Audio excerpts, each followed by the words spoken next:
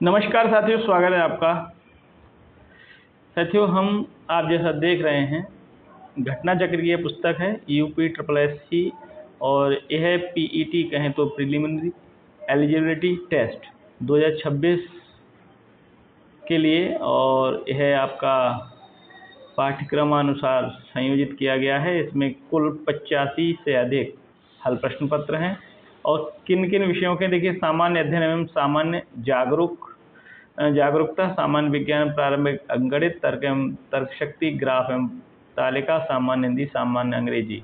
ठीक है साथियों, तो यह बहुत ही महत्वपूर्ण पुस्तक है और PYQ इसमें दिए हुए हैं। और देखिए, यह अनुक्रमणिका है आपकी, भारतीय इतिहास है इसमें। उसके बाद आपका भारतीय राष्ट्रीय आंदोलन, उसके बाद आपका भूगोल, और उसके बाद हम आपका पढ़ेंगे भारतीय अर्थव्यवस्था, फिर भारतीय संविधान एवं लोक प्रशासन।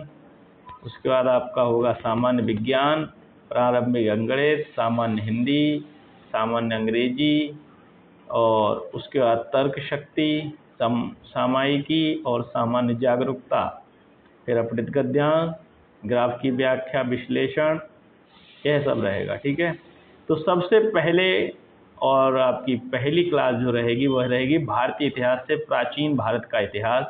तो प्राचीन भारत के इतिहास में हम सबसे पहले पढ़ेंगे सिंधु घाटी सभ्यता। क्या पढ़ेंगे साथियों? सिंधु घाटी सभ्यता पढ़ेंगे। ठीक है, तो चलिए देखते हैं। देखिए साथियों, पहला प्रश्न है सिंधु घाटी सभ्यता से, दक्षिण एशिया में पहली नगरीय सभ्यता कौन सी थी? चीनी सभ्यता, हड़प्पा सभ्यता, मिस्र सभ्यता, मेसोपोटामिया सभ्यता, या उपर्युक्त में से कोई नहीं? तो सही जवाब है हड़प्पा सभ्यता। कौन सा है? हड़प्पा सभ्यता। चलिए देखिए, दिया है दक्षिण एशिया में प्रथम नगरीय समाज का उदय हड़प्पा सभ्यता में हुआ। इस सभ्यता के प्रमुख बड़े शहरी केंद्र हड़प्पा, मोहनजोदड़ो, राखीगढ़ी, धोलावीरा और गढ़वेरीवाल था। लोथल और कालीबंग महत्वपूर्ण हड़प्पाई स्थल हैं और नगर थे। नगर योजना, शिल्प और संस्कृति अत्यंत विकसित थी। अतः दक्षिण एशिया की पहली नगरीय सभ्यता हड़प्पा सभ्यता है। ठीक है, अगला प्रश्न देखिए। अगला प्रश्न है आपका कि हड़प्पा सभ्यता किस युग से संबंधित है? पुरापाषाण युग, कांस्य युग, लौह युग या पाषाण युग? बताइए। तो सही जवाब है इसमें से कांस्य युग। ठीक है, हाँ, हड़प्पा सभ्यता को कांस्य युगीन सभ्यता माना जाता है। हड़प्पा वासी कांस्य धातु का प्रयोग करते थे। उपकरणों और बर्तनों के निर्माण में कांस्य का उपयोग होता था।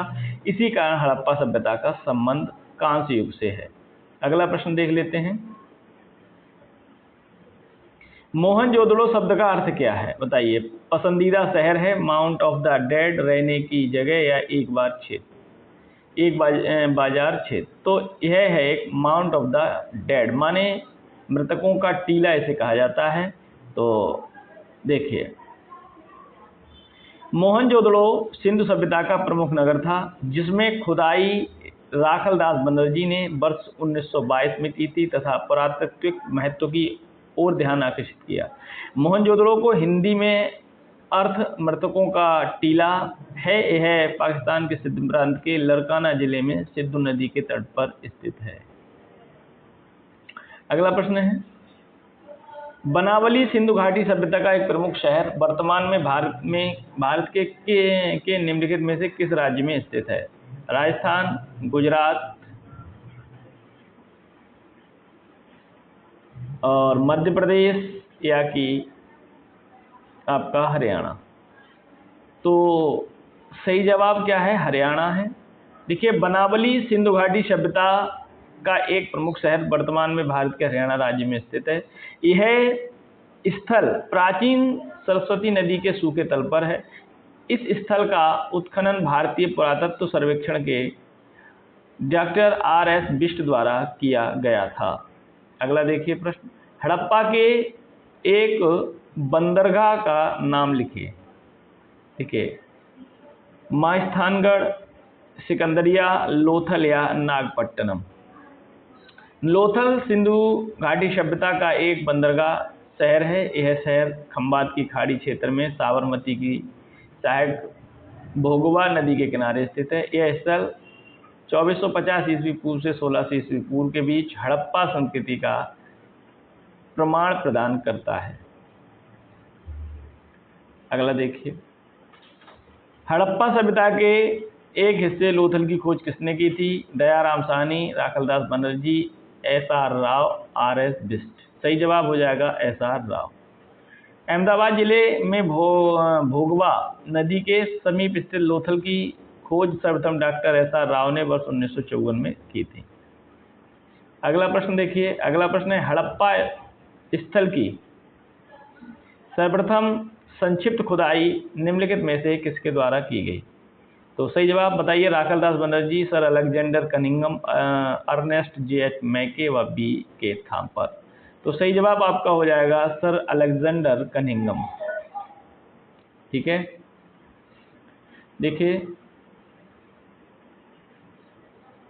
हड़प्पा स्थल की पहली बार संक्षिप्त खुदाई 1872 से 73 के पूर्वार्ध में सर अलेक्जेंडर कनिंघम द्वारा की गई थी। वहीं हड़प्पा की पहली व्यापक खुदाई वर्ष 1920 से 21 में राय बहादुर दयाराम साहनी द्वारा की गई थी।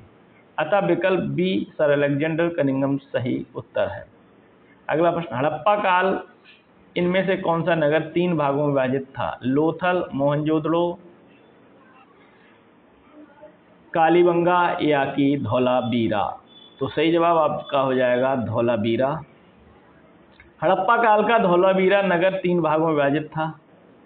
यह गुजरात राज्य के कच्छ जिले में स्थित है। इसे स्थानीय रूप से कोट दा टिम्बा के नाम से भी जाना जाता है। अगला देखिए प्रश्न, निम्नलिखित में से कौन सी धातु हड़प्पा सभ्यता के लोगों द्वारा ज्ञात या उपयोग नहीं की गई थी? लोहा, कांस्य, सोना की तांबा? बताइए। तो सही जवाब आपका हो जाएगा लोहा, जो उपयोग नहीं की गई थी। हड़प्पा सभ्यता में आपका ताम्र, कांस्य धातुक्रम के परिचित थे। इसी सभ्यता में आपका तांबा, कांस्य और सोने के उपयोग का स्पष्ट उल्लेख मिलता है, इसलिए ये धातुएं ज्ञात और प्रयुक्त थीं। लोहे के धातुक्रम को बाद के द्वितीय नगरीकरण की प्रमुख तकनीकी विशेषता बताया गया है। इससे निष्कर्ष निकलता है कि हड़प्पा सभ्यता में लोहा ज्ञात प्रचलित धातु नहीं था। अगला देख लीजिए प्रश्न है, सिंधु घाटी सभ्यता के बारे में इनमें से कौन सा कथन सत्य है? सिंधु के लोग कपास का उत्पादन करने वाले थे। उन्होंने लकड़ी के बक्से में अनाज भंडारित किया। सिंधु घाटी सभ्यता पंजाब, सिंध, बलूचिस्तान, गुजरात, राजस्थान, पश्चिम बंगाल के कुछ हिस्सों को कवर करती है। सिंधु लोग कुत्तों, बिल्लियों और घोड़ों को बड़े पैमाने पर पालते थे। तो सही जवाब आपका हो जाएगा, देखिए, सिंधु लोग कपास का उत्पादन करने वाले थे। देखिए, सैंधवकालीन अर्थव्यवस्था कृषि, पशुपालन, शिल्प और व्यापार पर आधारित थी। यहाँ से प्राप्त वनस्पति अवशेष के आधार पर कहा जा सकता है कि यहाँ के लोग गेहूं, जौ, बाजरा, चावल की खेती करते थे। मोहनजोदड़ो से कपास वस्त्र का प्रमाण प्राप्त हुआ है, जिससे स्पष्ट होता है कि हड़प्पावासी कपास के प्रारंभिक उत्पादक और उपभोक्ता थे। अतः इसका अभीष्ट उत्तर विकल्प ए है। अगला देखिए, अगला प्रश्न है, सिंधु घाटी सभ्यता की नृत्य करने वाली लड़की के रूप में प्रसिद्ध प्रतिमा किस स्थल पर पूजी गई? कोटदीजी, मोहनजोदड़ो, रोपड़ या कालीबंगन? सही जवाब आपका हो जाएगा मोहनजोदड़ो।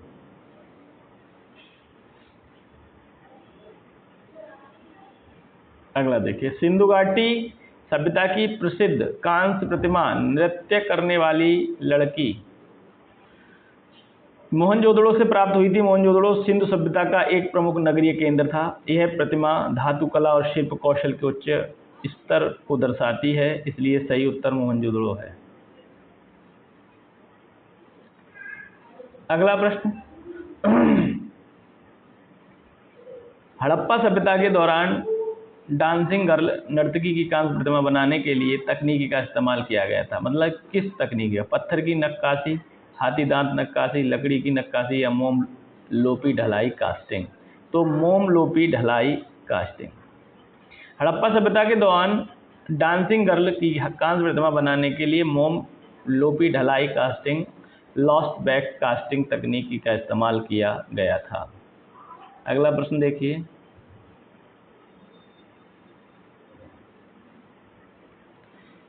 निम्नलिखित में से किस स्थान पर पुजारी राजाओं की मूर्ति मिली थी? कोडदिजी, लोथल, हड़प्पा और मोहनजोदड़ो। सही जवाब हो जाएगा आपका मोहनजोदड़ो। पुजारी राजा की मूर्ति हड़प्पा सभ्यता के मोहनजोदड़ो स्थल से प्राप्त हुई है। यह आकृति, जिसे परंपरागत रूप से पुजारी कहा जाता है, एक शॉल से ढकी हुई जो दाहिने हाथ के नीचे बाएं कंधे से फैली हुई है। सिंधु सभ्यता में घोड़े की अस्थियों के अवशेष कहाँ मिले? बनावली, चहुंदड़ो, सुतकांगेडोर या सुरकोटदा। तो सही जवाब आपका है सुरकोटदा। सिंधु सभ्यता में घोड़े की अस्थियों के अवशेष सुरकोटदा में स्थित पुरातात्विक स्थल से मिले हैं। राणा गुंडई से घोड़े के दांत तथा लोथल एवं मोहनजोदड़ो से घोड़े की मृण मूर्तियां मिली हैं। अगला देखिए, वैदिक संस्कृति। अगला बिंदु वैदिक संस्कृति।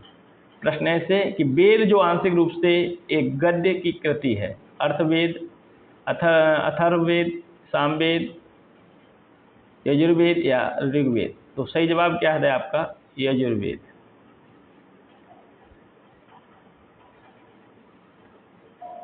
देखिए,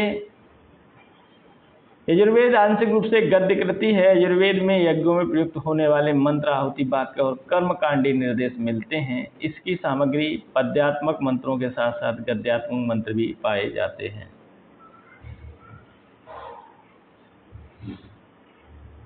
अगला प्रश्न है, प्राचीनतम वेद कौन सा है? बताइए, इनमें से ऋग्वेद हो जाएगा प्राचीनतम वेद ऋग्वेद है। अन्य तीन वेद यजुर्वेद, सामवेद, अथर्ववेद। ऋग्वेद में यज्ञ में देवताओं के आह्वान के लिए सूक्त संकलित हैं। यह वैदिक धर्म का आरंभिक स्रोत है। इसके सूक्तों की संख्या 1028 है तथा मंत्रों की संख्या लगभग 10,552 है, जिसमें देवताओं की स्तुति की गई है। इसमें 10 मंडल हैं। अगला प्रश्न देखिए, ऋग्वेद कितने भजनों का संग्रह है? ऋग्वेद कितने भजनों का संग्रह है? 1800 भजन, 1500 भजन, 1028 भजन या 1000 भजन। तो 1028 भजन। ठीक है। अगला देखिए, उपनिषद शब्द का शाब्दिक अर्थ क्या है?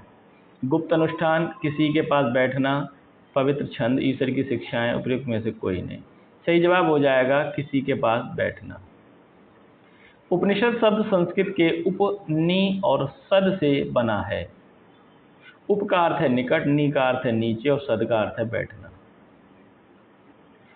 इसका आशय गुरु के निकट बैठकर ज्ञान प्राप्त करने से, इसलिए उपनिषद शब्द का शाब्दिक अर्थ किसी के पास बैठना है।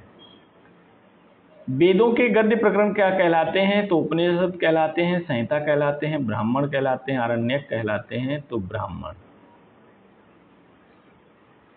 वेदों के गद्य प्रकरण ब्राह्मण कहलाते हैं। ऋग्वेद के ब्राह्मण ग्रंथ ऐतरेय व कौशिक, यजुर्वेद के शतपथ, तैत्तिरीय, मैत्रायणी, काठक और कठकपिष्टल, सामवेद के पंचविंश, जैमिनी आदि तथा अथर्ववेद का गोपथ ब्राह्मण है। शतपथ ब्राह्मण और तैत्तिरीय ब्राह्मण के ब्राह्मण मूल पाठ हैं।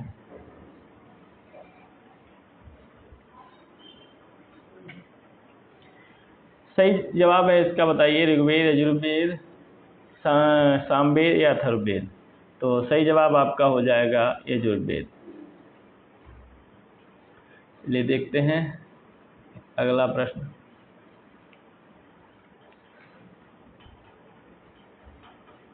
शतपथ ब्राह्मण और तैत्तिरीय ब्राह्मण यजुर्वेद के ब्राह्मण मूल पाठ हैं। शुक्ल यजुर्वेद, जिसे वाजपेयी संहिता भी कहा जाता है, ऋषि याज्ञवल्क्य वाजपेयी से संबंधित माना जाता है।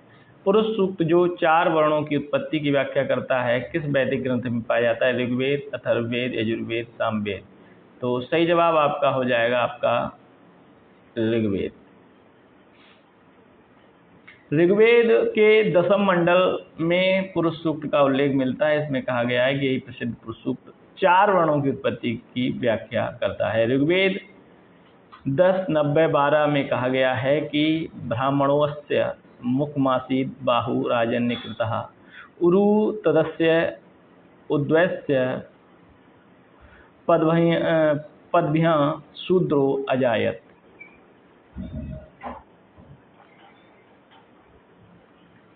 अगला प्रश्न है,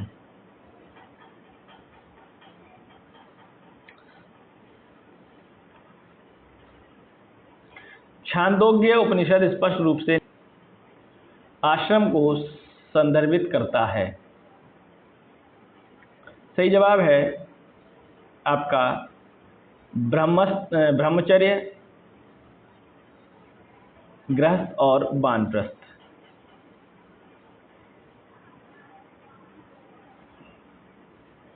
अगला प्रश्न है,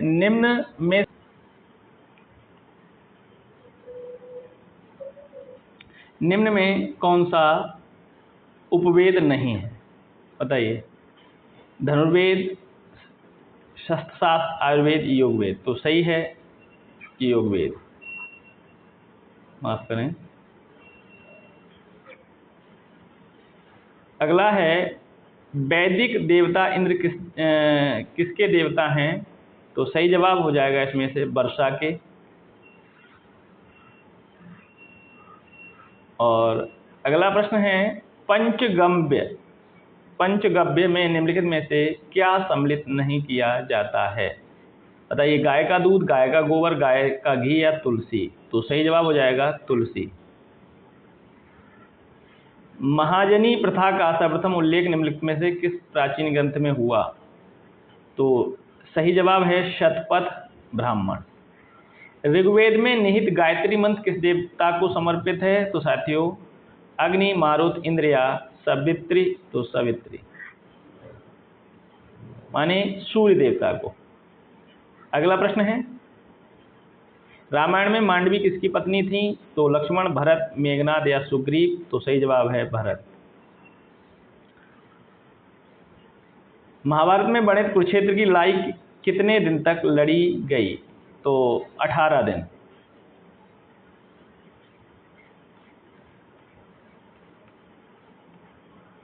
ठीक है साथियों, तो बौद्ध धर्म, गौतम बुद्ध, जीवनी एवं शिक्षाएं, इस पे हम चर्चा कल करेंगे। तो आज के लिए बस इतना ही।